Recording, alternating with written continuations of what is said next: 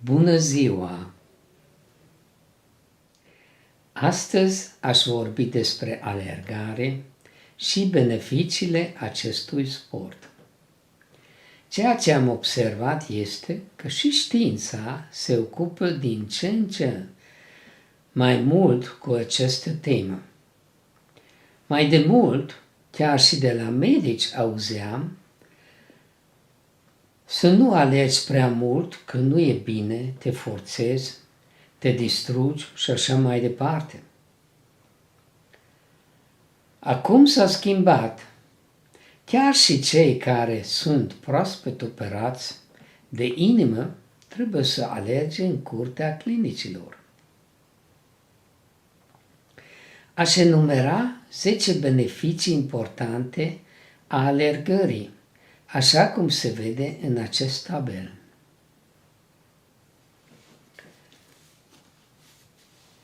Primul și cel mai important beneficiu este sănătatea mentală, deoarece prin alergare ajungem să avem o stabilitate mentală foarte bună. Omul devine sănătos, optimist și cu o gândire sănătoasă. Asta acum nu o spun din punct de vedere al spiritualității, ci din punct de vedere al cercetătorilor. Urmează forța fizică. Știm cât de mult ne întărim forța fizică cu ajutorul acestui sport.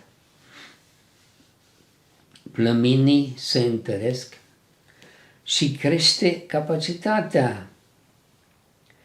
Alergatul este cel mai benefic asupra oaselor. Dacă cineva are osteoporoză, cel mai bine e dacă evită alimentele acide și începe să alerge, să se plimbe mai repede. În timpul alergării, de câte ori atingem cu piciorul pământul și sunt generate noi și noi plăci osoase și astfel densitatea oselor crește. Un alt element pozitiv este scăderea hipertensiunii arteriale. După o alergare de cel puțin 20 de minute, scade tensiunea cu cel puțin 20 de unități. Pe termen lung, dacă se alergă cu regularitate, se poate ajunge la o scădere a tensiunii cu 10 până la 20%. Urmează articulațiile.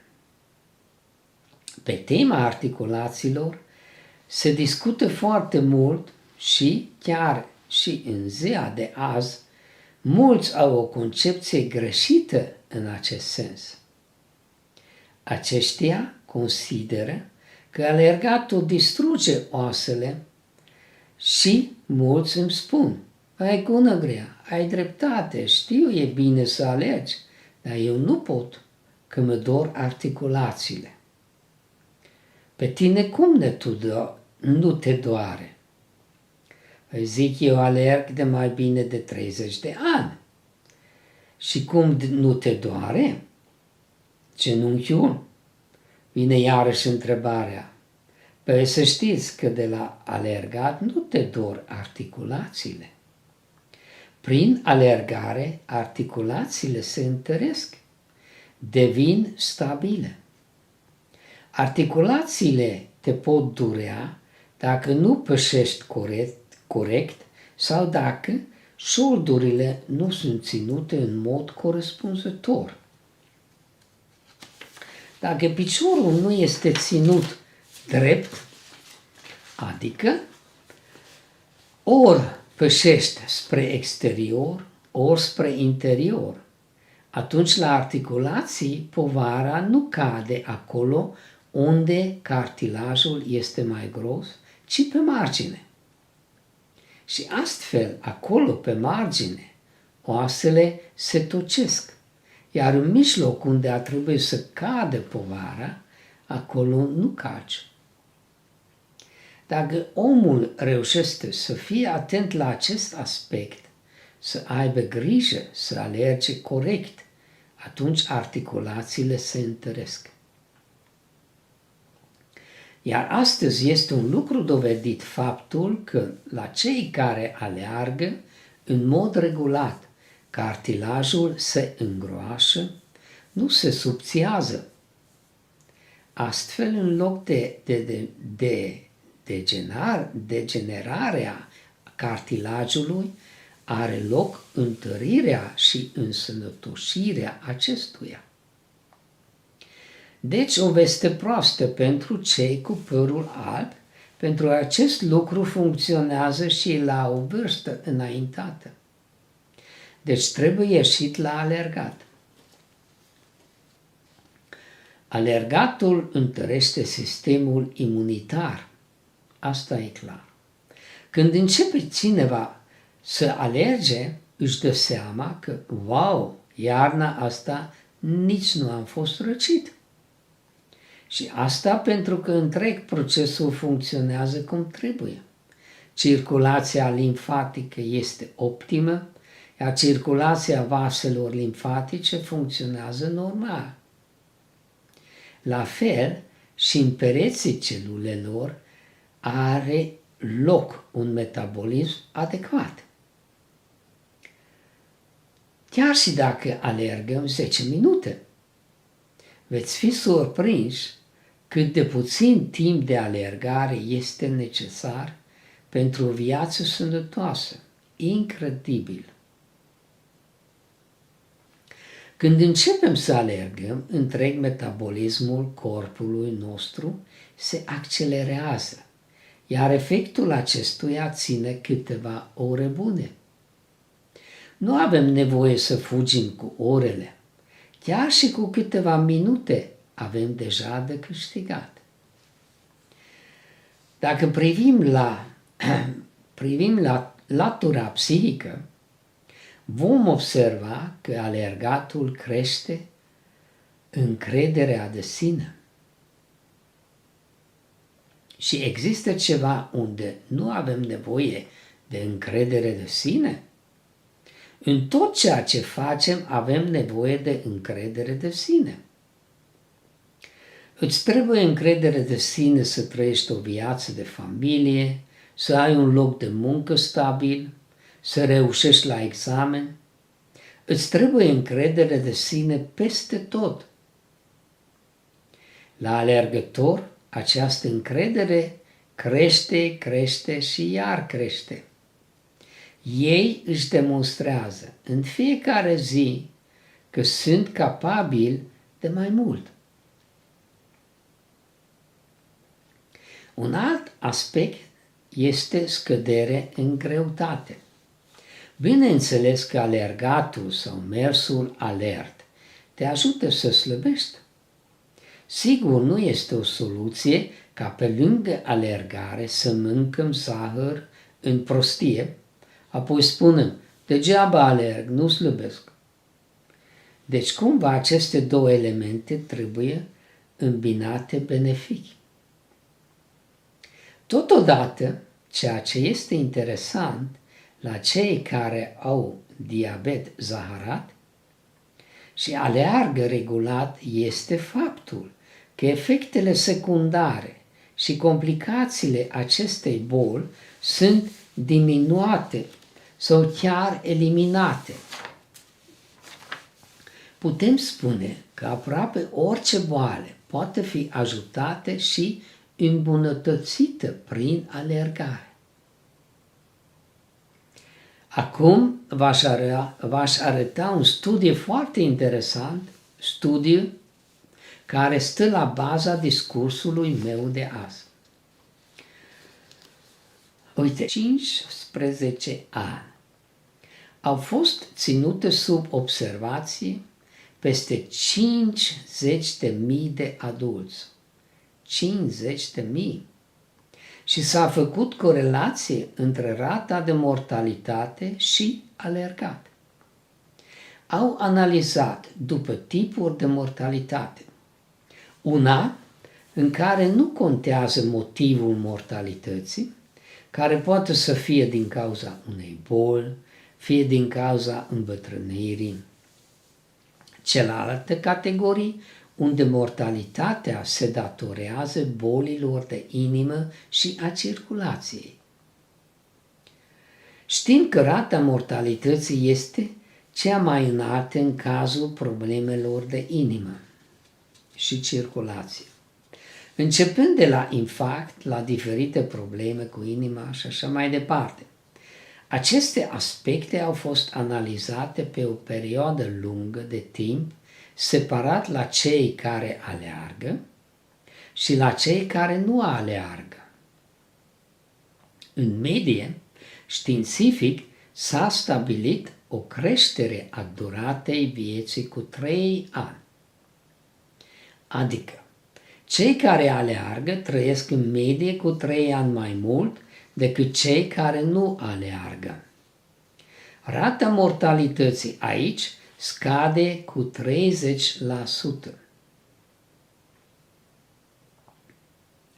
Și asta încă nu e nimic. Căci nu contează cât trăim, ci cum trăim. Calitatea vieții noastre și nu anii trăiți. Cineva poate să trăiască până la 90 de ani, 100 de ani, dar este în pat de 60 de ani. De la 60 de ani, de exemplu. Nu mi se pare o viață prea fericită să trăiești legat de pat. 20-30 de ani. Bineînțeles, la cine aleargă, sănătatea este primul loc. Când suntem sănătoși, trăim fericiți și avem chef de viață. Dar când omul este bolnav, nu este un lucru plăcut. Deci nu numai că trăim mai mult dacă alergăm, ci trăim în armonie fericiți. În ceea ce privește problemele inimii, s-a stabilit că mortalitatea scade cu 50%. 50%? Cele mai benefice rezultate s-au dovedit a fi atunci când se aleargă 32 de kilometri pe săptămână. Nu este mult și nu trebuie alergat repede. Ajunge să alergi cu 8-10 km pe oră. Astfel, îți menții corpul sănătos și vei vedea efecte pozitive. Ar fi ideal să alergăm această distanță de 2 până la 5 ori pe săptămână. Aceste studii au fost făcute de un colegiu renumit de cardiologie din America și a fost scris în Journal of American College of Cardiology. Sub video veți vedea linkul pentru cei care doresc să se convingă mai amănunțit. Următoare diagramă. La această diagramă se poate vedea că cei care aleargă mai mult timp și într-un ritm mai lent au cele mai bune rezultate. Este aproape incredibil cât de rapid scade rata de mortalității dacă începi să alergi. Bineînțeles, sunt și cazuri extreme când se aleargă prea mult, dar nici în acel caz nu este așa de rău ca și când nu alergi deloc. Țineți minte, și puținul este mai mult decât nimicul. Următor. În acest tabel se poate vedea că dacă crești viteza alergării, nu influențează starea de sănătate sau rata mortalității.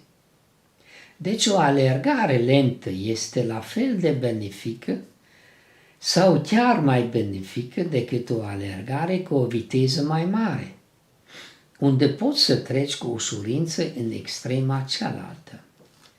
Cele mai bune rezultate le obții Dacă alergi mai des și mai puțin, iar viteza este în jur de 9 km pe oră.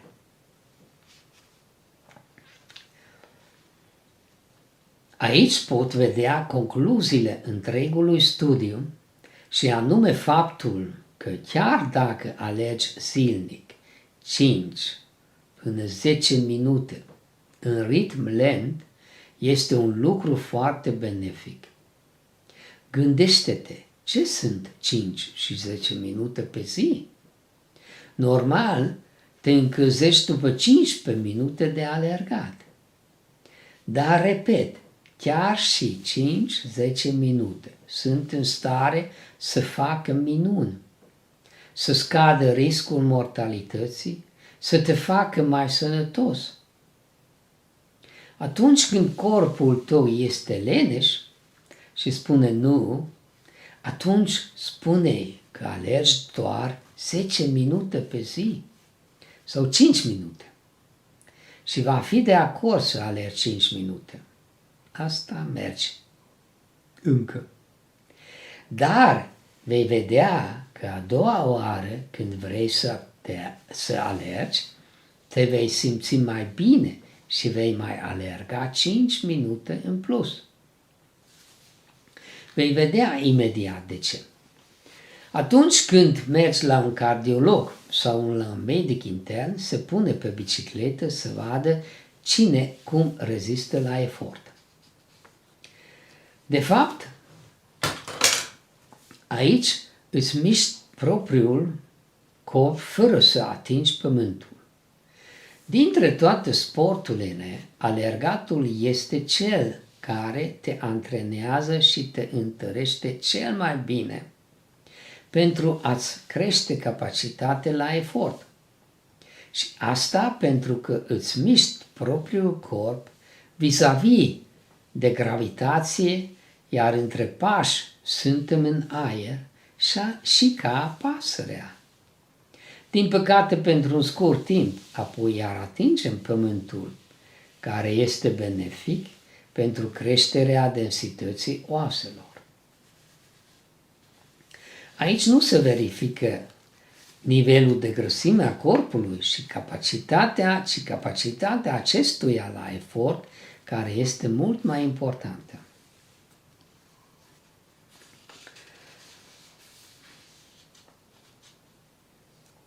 Următorul. Aici se poate vedea cât de tare te întărești și cum evoluează rezistența. Se poate observa că cea mai mare schimbare, cea mai mare pantă este la început.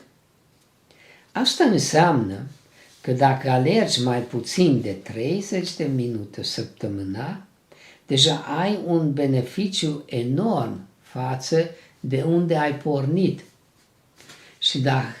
și dacă nu ai alergat. Pe la mijloc urcă la 300 minute, dar acolo deja creșterea nu mai este așa de mare. Deci, puținul este mai mult. Interesant. Dar de obicei, când prinzi gustul alergării, atunci nu te poți abține să nu alergi mai mult și devii dependent. S-au analizat câteva aspecte în ceea ce privește alergările dese, pentru că încă sunt mulți care încă cred că dacă alergi mai mult, nu este sănătos.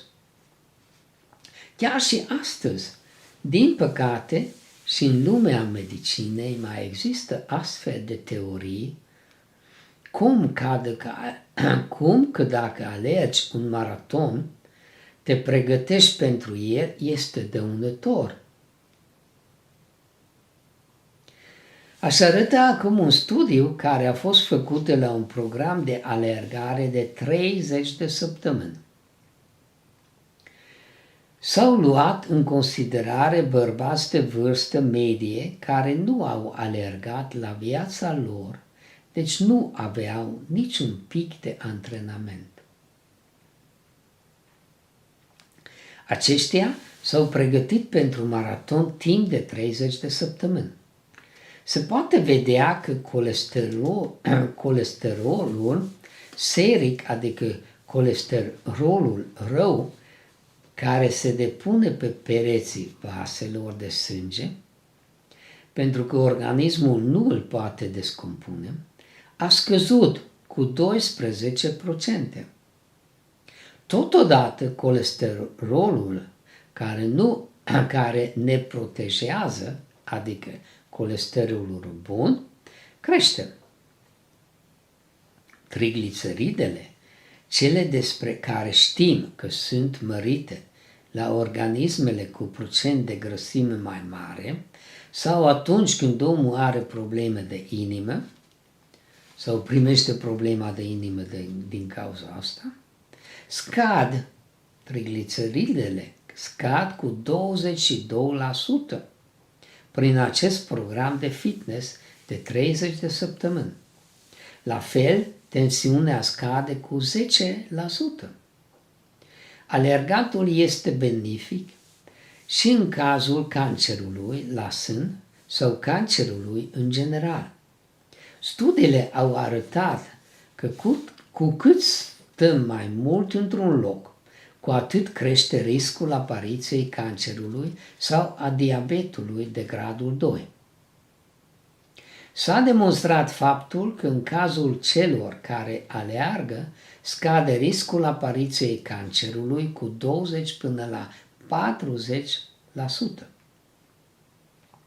Nu de mult s-a stabilit și că, în cazul sportivilor sau alergătorilor care stau mai mult timp fără să miște, crește riscul îmbolnăvirilor. Așa că mai nou sunt și aplicații pe telefon care la fiecare oră îți dau de știre, marș, mișcă-te.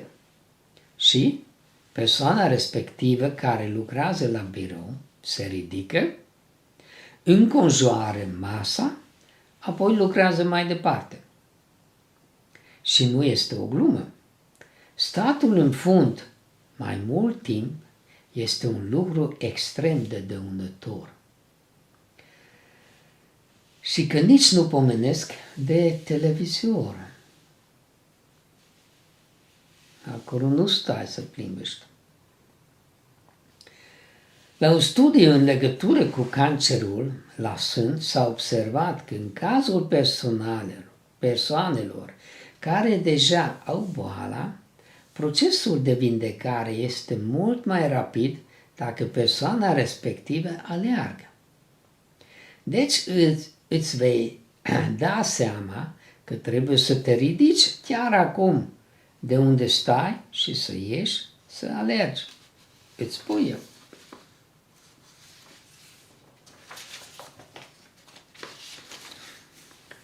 Un alt lucru esențial este mintea. Uite aici. Universitatea Göteborg din Suedia a făcut un studiu la 1.000.000 de oameni. Au ajuns la concluzia că există o corelație strânsă între gândire bună, nivelul de inteligență și mișcarea. Deci mișcarea și în special alergarea sunt extrem de benefice asupra creierului uman. La fel, gândirea logică și capacitatea de înțelegere și comunicare este mult mai bună la cei care aleargă în mod regulat. De exemplu, dacă un student la facultate aleargă regulat de 3 ori pe săptămână, chiar și dacă ia timpul alocat studiilor, va învăța mai repede și va avea rezultate mai bune decât cel care nu aleargă. Aici, ceea ce aș mai adăuga eu. Cine e deștept, aleargă, iar cine aleargă, e deștept. A trecut vremea zicalei, Ești prost dacă fugi. Azi cei deștepți aleargă. Uite, un element de bază pe care îl spun din nou pentru că se crede greșit, chiar și în rândul medicilor, faptul că alergatul dăunează articulațiilor. Este o concepție total greșită. S-a demonstrat că nu este așa. Universitatea din Stanford a făcut un studiu pe o durată de 20 de ani în care au monitorizat 500 de alergători, respectiv 500 de persoane care nu au alergat. Categoric s-a stabilit că articulațiile se întăresc, iar oasele devin mai puternice, deci nu distruge nici genunchii, nici nimic altceva. Ba mai mult, în cazul celor care aleargă, cartilajul este mult mai puternic decât la alții, deci încă o dată este o greșită ideea că cartilajele sunt distruse dacă alergăm. Alergatul este un stres. Orice stres, dacă nu e prea mare, ne întărește. Stresul nu este numai dăunător, poate fi și benefic. Privește numai la un copac.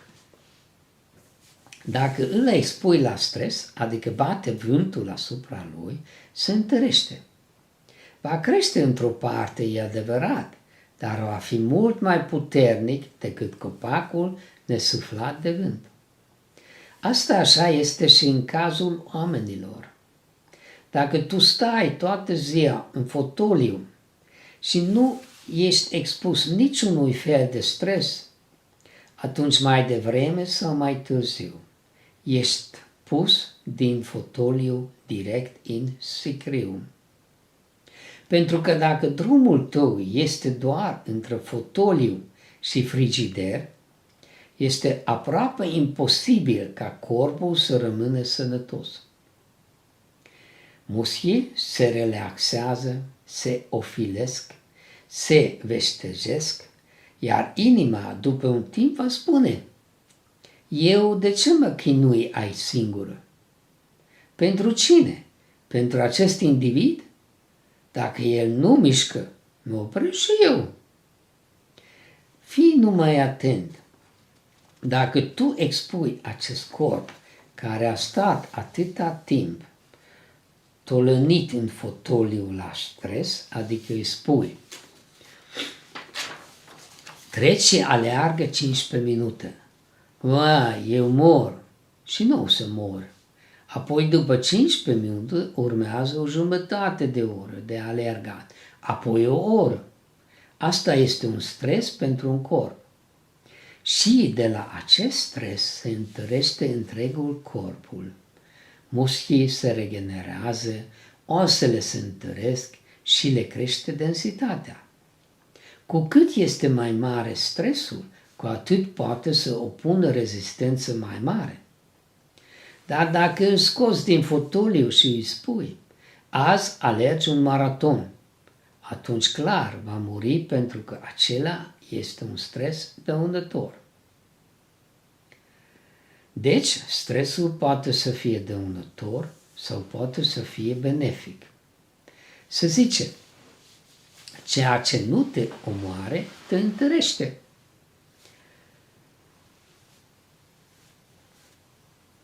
Deci, așteaptă. Dacă nu te-a omorât, te-a întărit.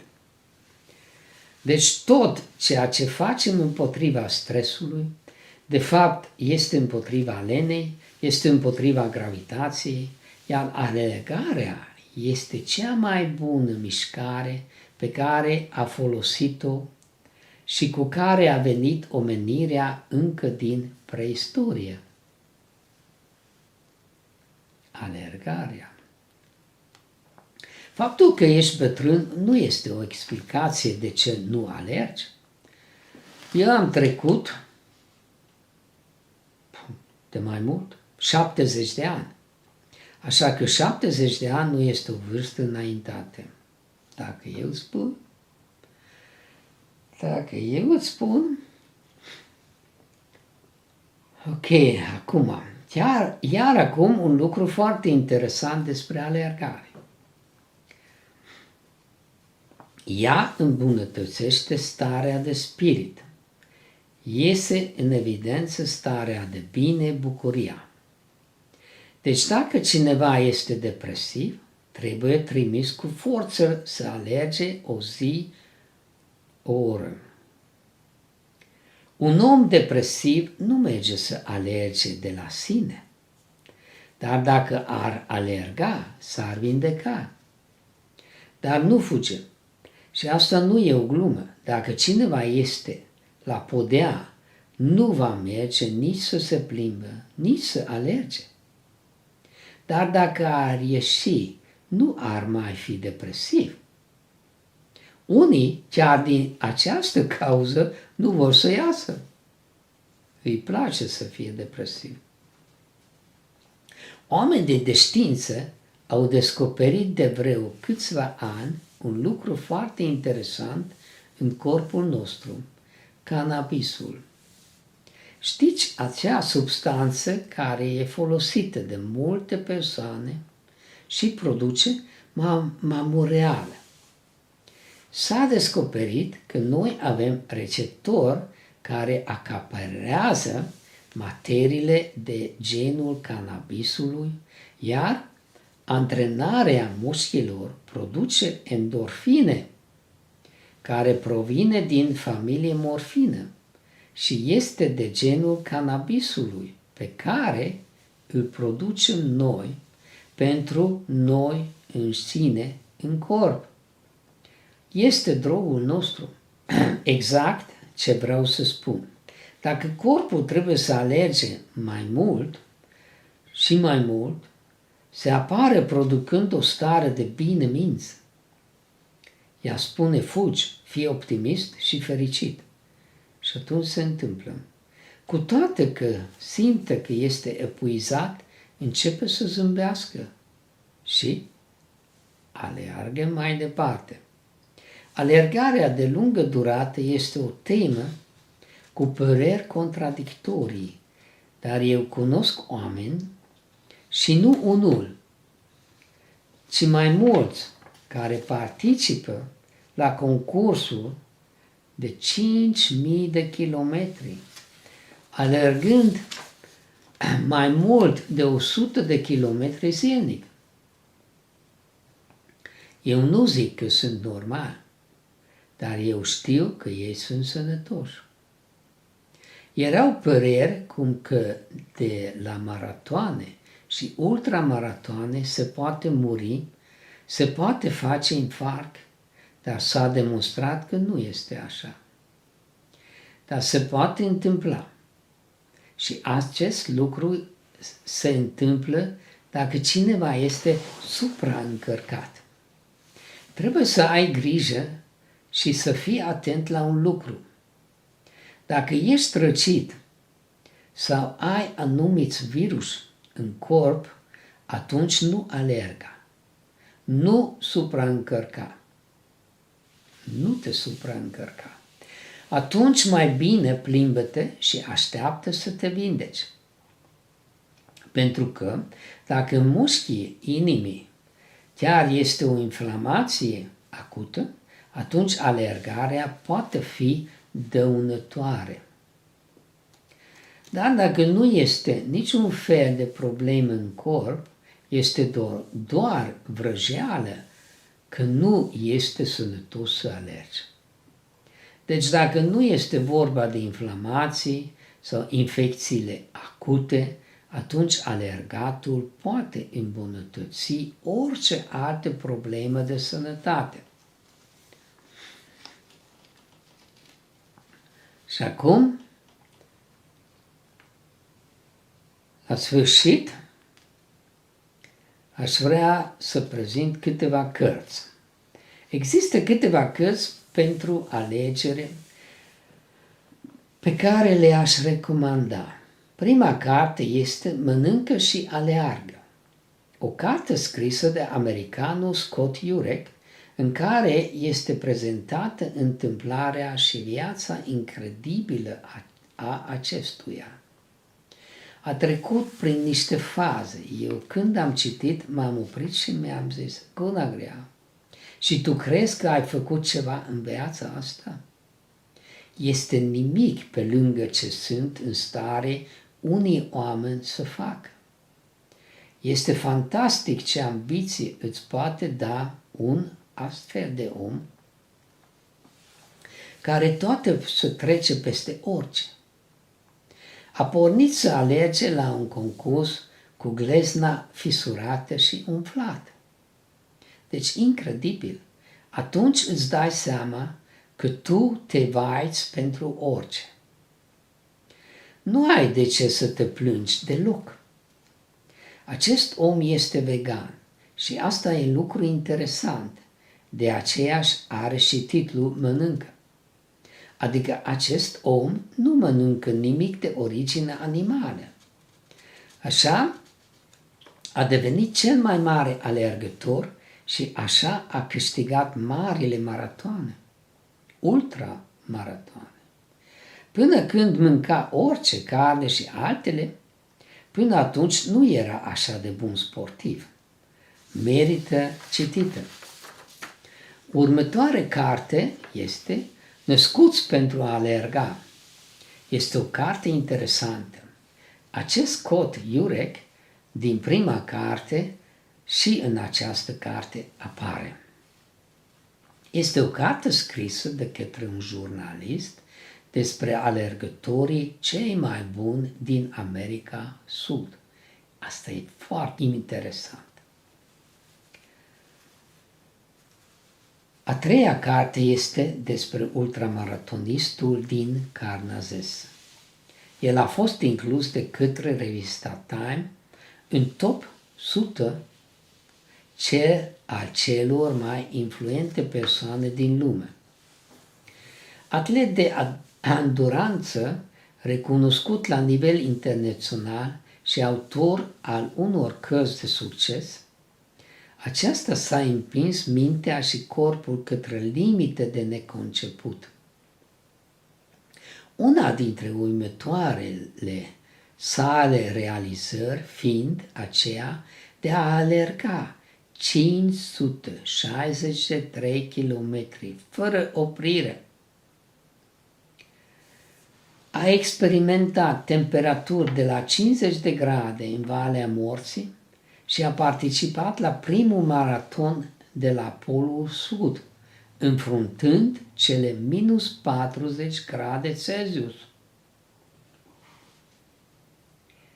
A alergat și concurat în curse din întreaga lume, iar în 2006 a alergat 50 de maratonuri în 50 de zile consecutive în toate cele 50 de state din America, finalizând cu maratonul de la New York, pe care l-a terminat în 3 ore.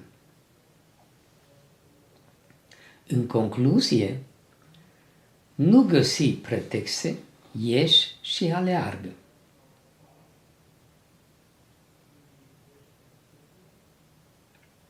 Și acum aveți aici un tablou pe care e cel mai bine să fotografiezi și cauți în care categorii ești tu.